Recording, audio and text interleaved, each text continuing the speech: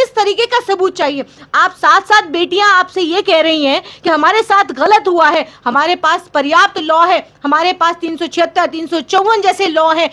Adults के लिए भी। यहाँ तो माइनर की बात हो रही है, पॉक्सो एक्ट की बात हो रही है। बेटियों को न्याय देने की बजाय आप उन्हीं को घसीटने का काम कर रहे हैं। उन बेटियों के साथ आप खड़े होने की बजाय आप उन बेटियों को घसीटते हैं, उनको एक आतंकवादी के तरीके से आप उनको सड़क पर पीटने का काम करते हैं, डंडे और लाठियों से पीटने का काम करते हैं, उनको जेलों के अंदर डालते हैं, उन पर आप एफआईआर दर्ज करते हैं। आप ये बताइए ना, क्यों नहीं आप उसको बृजभूषण शरण जैसे अपराधी को आप खुलेआम छोड़ करके, वो आज भी सांसद हो, आज भी अपने पद पर आसीन है, क्यों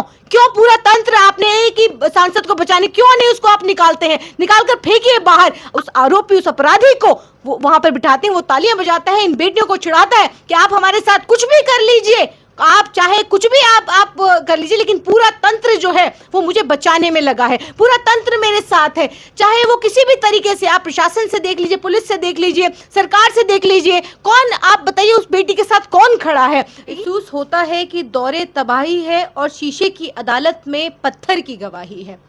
मैं अदालत के फैसले को लिखूं भी तो कैसे,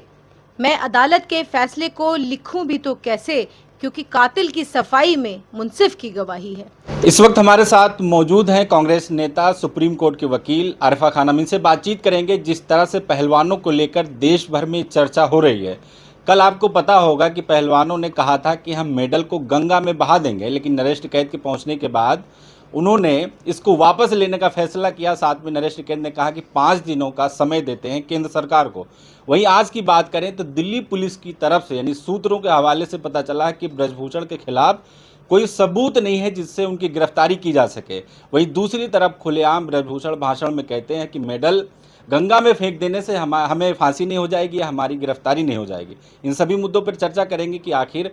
किस वजह से ब्रजभूषण की गिरफ्तारी नहीं हुई, क्या इसके पीछे कोई राजनीति चल रही है? क्या लग रहा है मैम, कल जिस तरीके से पहलवानों ने कहा था कि हम मेडल को गंगा में फेंक देंगे,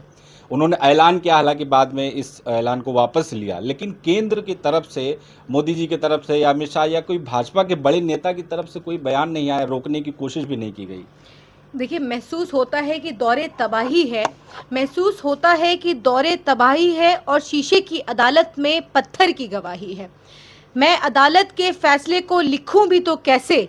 मैं अदालत के फैसले को लिखूं भी तो कैसे, क्योंकि कातिल की सफाई में मुंसिफ की गवाही है। देखिए, जिस तरीके से लगातार पहलवान बेटियां सड़कों पर बैठी हैं, आंदोलन कर रही हैं, संवैधानिक तरीके से आंदोलन कर रही हैं, एक ही मांग को लेकर के कि जो बृजभूषण शरण है वो इसकी गिरफ्तारी हो, क्योंकि लगातार जिस तरीके से यौन उत्पीड़न और यौन शोषण के आरोप बृजभूषण शरण सिंह पर लगते आए हैं। देखिए,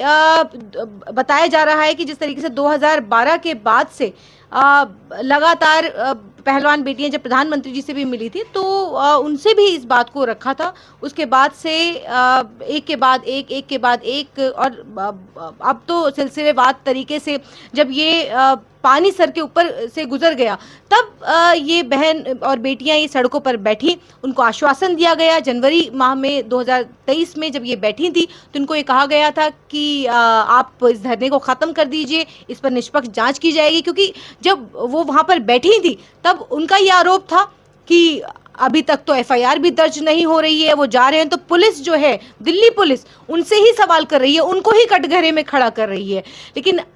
अभी तक हम ये देखते आए हैं कि अगर कोई किसी महिला के साथ, किसी बेटी के साथ, किसी बहन के साथ अगर कोई कुछ गलत होता है तो वो पुलिस स्टेशन जाती है, वो अपनी कंप्लेंट दर्ज कराती है, एफआईआर होती है और फिर जाँच होती है और फिर गिरफ्तारियां होती हैं और फिर जो पूरा मामला है, पूरा ट्रायल है, वो सब चलता है। लेकिन यहाँ पर ये स्पेशल केस है क्योंकि जो आरोपी है वो भाजपा से आता है, वो भाजपा से सांसद है और उस तमाम जो नेता हैं भाजपा के, विधायक हो, सांसद हो, महिला मंत्री तक, जो इस आरोपी को बचाने में लगी हुई हैं। क्योंकि अभी हमने देखा कि जिस तरीके से मीनाक्षी लेखी, जिस सवाल किया जा रहा था तो भागती नजर आई और वो बिल्कुल पीटी उषा की तरह इतनी स्पीड से भागी। जब एक पत्रकार बहन ने उनसे सवाल किया कि कम से कम 1.5 महीने से वो बेटियां सड़क पर बैठी हैं और वो गंगा में प्रवाहित करने जा रही हैं अपने मेडल्स को, आपका क्या कहना है? सबसे बड़ी बात तो पत्रकारिता से कहते हैं, उस बेटी को सलाम करती हूँ, उस बहन को सलाम करती हूँ कि इतनी निडरता से उस सांसद से, महिला सांसद से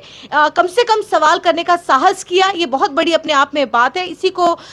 जिंदा पत्रकारिता कहते हैं। और उसके बाद का जो माजरा था वो सब आपने देखा किस तरीके से वो भागती हुई नजर आई, सवालों से बचती नजर आई, जबकि उनको क्या करना चाहिए था, उनको संवाद करना चाहिए था, उन बेटियों के पास जाना चाहिए था, उनके आंसू पोंछने चाहिए थे। लेकिन 1.5 महीना गुजर गया, लेकिन कोई महिला मंत्री वहां पर नजर नहीं आई, कोई भाजपा की मंत्री वहां पर नजर नहीं आई कि वो कम से कम बेटियों के पास जाएं, उनके आंसू पोंछे, उनके कंधे पर हाथ रखकर ये कहें कि हम आपके साथ हैं, आपको घबराने की जरूरत नहीं है। अगर कोई भी ऐसा आरोपी है, क्योंकि वो देश का गौरव है, देश का मान है, अभिमान है, तो जिस तरीके से वो आज सड़क पर बैठा है, मेडल को जिस तरीके से आपने कहा कि वो गंगा में प्रवाहित करने जा रहा था, तो ये सो कॉल्ड मीडिया, ये जो आज सत्ता की चाटुकारिता कर रहे हैं, गुलाम पत्रकार बन गए हैं, ये क्या कहता है? कुछ ऐसे पत्रकार हैं वो ये कहते हैं जनता का है, टैक्स जनता के पैसों का है, इसको सरकार को वापस कर देना चाहिए, वहां पर नहीं फेंकना चाहिए। देखिए, जब वो बेटियां गंगा में प्रवाहित करने जा रही थी, तो वही वो पत्रकार हैं जो सत्ता के लिए काम करते हैं, वो भाजपा के प्रवक्ता हैं, भाजपा के लिए काम करते हैं। लेकिन वो आज देश के उस स्तंभ को, मजबूत स्तंभ की जगह पर बैठे हुए हैं, जहां पर सत्ता की आंखों में आंखें डाल करके सवाल करने का काम, वो पत्रकारिता को जिंदा रखने का काम जो पत्रकार करते थे, आज वो पत्रकारिता पूरी तरीके से खत्म हो गई है। और वो पत्रकार जो सत्ता की चाटुकारिता कर रहे हैं, वो ये उन बेटियों को कहते हैं जो देश का गौरव और मेडल लाने का काम करती हैं, उनको कहते हैं कि आप एक काम कीजिए कि गंगा में प्रवाहित मत कीजिए, आप सरकार को वापस कर दीजिए और चुनाव लड़िए, चुनाव लड़ करके सांसदी लड़िए, संसद में जाइए और फिर उस आदमी से न्याय मांगिए। ये पत्रकार, गोदी मीडिया जिसको हम कहते हैं, ये गोदी मीडिया का कहना है कि उस बेटी को कहते हैं, उसको न्याय दिलाने की बजाय, उसके साथ खड़े होने की बजाय, आप ये उस बेटी से कहते हैं अगर देश की किसी भी बेटी के साथ दुष्कर्म होता है, किसी भी तरीके का कोई गलत काम होता है, तो उसको आप ये एडवाइस करेंगे, ये सलाह देंगे कि आप जाइए और चुनाव लड़िए और फिर उसके बाद उससे न्याय मांगिए सदन के अंदर। तो देखिए, इससे ज्यादा दुर्भाग्य की बात और क्या होगी कि आज वो देश का गौरव, जिसके सीने पर कई मेडल, आपने देखा कि वो तमाम जितने मेडल थे, जब उन्होंने बैग में डाला, उनकी आंखें नम थी। साक्षी मलिक, विनेश फोगाट जैसे और बजरंग पूनिया जैसे जो लोग हैं, ये जब अपने मेडल को गंगा में प्रवाहित करने ले जा रहे थे, इनकी आंखें नम थी, दिल रो रहा था। वहां पर आपने देखा कि क्या माजरा था। आज देश के प्रधानमंत्री नए संसद का उद्घाटन करते हैं और उसी नए संसद के अंदर उस आरोपी, उस अपराधी को वो वहां पर बिठाते हैं, वो तालियां बजाता है, इन बेटियों को चिढ़ाता है कि आप हमारे साथ कुछ भी कर लीजिए, आप चाहे कुछ भी आप कर लीजिए, लेकिन पूरा तंत्र जो है वो मुझे बचाने में लगा है, पूरा तंत्र मेरे साथ है। चाहे वो किसी भी तरीके से, आप प्रशासन से देख लीजिए, पुलिस से देख लीजिए, सरकार से देख लीजिए, कौन, आप बताइए उस बेटी के साथ कौन खड़ा है। ये इससे ज्यादा और शर्मनाक बात क्या हो सकती है? कह रहे हैं ना कि अगर हम गलत हैं तो फांसी पे लटका दो और फिर इस मेडल को गंगा में, तो क्यों नहीं लटकाने का? पर बेटियां कह रही हैं, चीख कर कह रही हैं। आज उन बेटियों को न्याय देने की बजाय आप उन्हीं को घसीटने का काम कर रहे हैं। उन बेटियों के साथ आप खड़े होने की बजाय आप उन बेटियों को घसीटते हैं, उनको एक आतंकवादी के तरीके से आप उनको सड़क पर पीटने का काम करते हैं, डंडे और लाठियों से पीटने का काम करते हैं, उनको जेलों के अंदर डालते हैं, उन पर आप FIR दर्ज करते हैं। आप ये बताइए ना, क्यों नहीं आप उसको बृजभूषण शरण जैसे अपराधी को आप खुलेआम छोड़ करके, वो आज भी सांसद हो, आज भी अपने पद पर आसीन है, क्यों पूरा तंत्र आपने एक ही सांसद को बचाने, क्यों नहीं उसको आप निकालते हैं, निकालकर फेंकिए बाहर। आज आप आपके जो छुटभैया पत्रकार हैं, आज वो कहते हैं उन बेटियों को, आप वो आंखें दिखाते हैं, वो ये कहते हैं कि आप चुनाव लड़िए, आप सांसदी लड़िए और फिर उसके बाद न्याय। क्यों नहीं उस भाजपा की आंखों में आंखें डाल करके, इस सरकार की आंखों में आंखें डाल करके आप क्यों नहीं सवाल कर सकते, क्यों नहीं उस बेटियों के साथ खड़े हो सकते? तो इससे ज्यादा आज स्याह इतिहास के अंदर, जो स्याह पन्नों पर हम कहते हैं कि हर दिन हमारे लिए काला दिवस है, हर दिन हमारे लिए जो इतिहास है वो स्याह पन्नों में दर्ज हो रहा है, क्योंकि हर दिन लोकतंत्र की हत्या हो रही है। नए सदन का निर्माण तो प्रधानमंत्री जी करते हैं, लेकिन उन बेटियों के आंसू पोंछने नहीं जाते, जिनको अपनी बेटियां बताते हैं, आज उनके आंसू पोंछने नहीं जाते, उनसे संवाद करने नहीं जाते। मैम, जिस तरीके से आज खबरें चल रही हैं कि दिल्ली पुलिस का कहना है सूत्रों के हवाले से कि पर्याप्त सबूत नहीं है, पॉक्सो एक्ट में उनके खिलाफ FIR दर्ज हुई है, 7 लड़कियों ने यौन शोषण का आरोप लगाया है, जिसमें से एक माइनर है, और क्या सबूत चाहिए फिर? वही मैं पूछना चाहती हूँ, क्या सबूत चाहिए? वो तो कह रहे हैं मुझे फांसी पर लटका देना चाहिए उनको, तो फौरी तौर पर, क्योंकि देखिए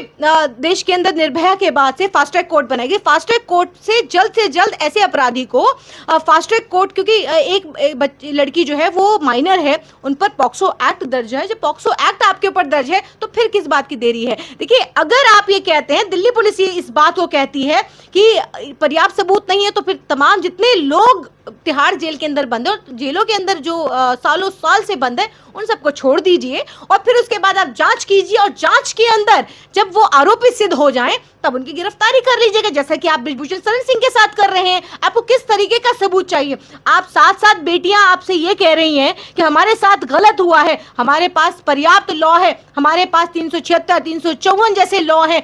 अडल्ट्स के लिए भी। यहाँ तो माइनर की बात हो रही है, पॉक्सो एक्ट की बात हो रही है। आप पॉक्सो एक्ट, आपके ऊपर एफआईआर, पहले तो जब जनवरी माह के अंदर जब ये बहन बेटियां बैठी थी वहां पर, तो आप ही कहते थे, आप एफआईआर तक नहीं हो रही थी, एफआईआर तक नहीं दर्ज की जा रही थी। फिर धरना करने के बाद ये एफआईआर दर्ज होती है और उसके बाद जब पॉक्सो एक्ट लगता है तो फिर आप दिल्ली पुलिस कहती है कि हमारे पास पर्याप्त सबूत नहीं है। वही मैं कह रही हूँ कि सुप्रीम कोर्ट इस देश के अंदर, आपको एफआईआर करनी है तो आपको सुप्रीम कोर्ट का पहले दरवाजा आना होगा, उसके बाद आपको न्याय मिलेगा। तो इस न्याय की, वो भी न्याय नहीं मिलेगा, एफआईआर दर्ज होगी, कंप्लेन दर्ज होगी। क्योंकि आज हालात ये हैं कि आज अगर भाजपा का कोई मंत्री है तो उसके लिए तिरंगा यात्रा निकलती है, उसके लिए सारी जितनी महिला मंत्री हैं चुप्पी साध लेती हैं, देश के प्रधानमंत्री नहीं बोलते हैं, लेकिन मेडल लाने पर हाथ में लाते हैं, अपनी घर की बेटी बताते हैं, उनके अंदर अपनी बेटी का अक्स भी नजर आता है। स्मृति ईरानी ने कहा है कि पुलिस अपनी जांच कर रही है, अगर हम बोलेंगे तो हो सकता है मामला इधर से उधर हो जाएगा, राजनीति लोग करने लगेंगे। ये जांच कितने दिन चलेगी, किस तरीके से, क्यों? वही मैंने कहा कि जब आप पॉक्सो एक्ट आपके ऊपर दर्ज हुआ तो उसके बाद तो